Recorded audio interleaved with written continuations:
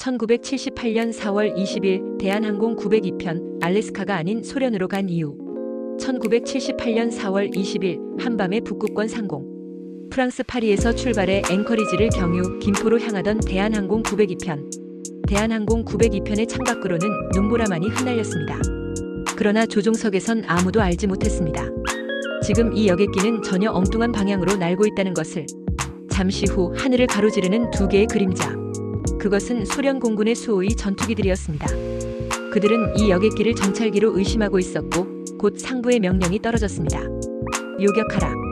대한항공 902편은 파리를 출발해 북극권을 지나 앵커리지를 향하던 중 항법 장비의 오류로 진로를 벗어납니다.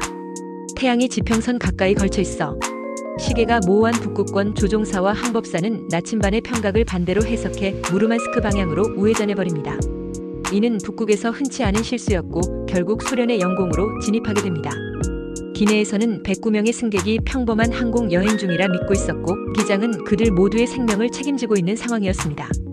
하지만 이 여객기를 향해 접근하던 소련 전투기 조종사 알렉산드르 보소프 대위는 상부에 이렇게 보고했습니다. 위협이 없습니다. 민간 항공기입니다. 그러나 곧 되돌아온 명령은 냉혹했습니다. R-60 미사일 두 발이 날아갑니다. 한 발은 빗나가고 다른 한 발은 정확히 왼쪽 날개를 강타합니다. 창문 너머로 날개가 파열되고 기체는 흔들립니다. 내부 기압이 급강하하며 산소 마스크가 떨어지고 승객들 사이에 비명이 퍼져나갑니다. 그 순간 일본인과 한국인 승객 각각 한 명이 파편에 맞아 목숨을 잃습니다. 기장은 냉정함을 유지하며 5000피트까지 기체를 급강하시킵니다. 산소가 희박한 고도에서 생존 가능성을 높이기 위한 결정이었습니다. 소련 전투기들은 이 급강하를 놓쳤고 902편은 가까스로 조종 가능한 상태로 회복됩니다. 그들이 내려앉은 곳은 눈으로 덮인 얼어붙은 코르피아르비 호수. 40여 분 뒤 무르만스크 인근의 비상 착륙한 기체 주변으로 소련군 헬리콥터가 도착합니다.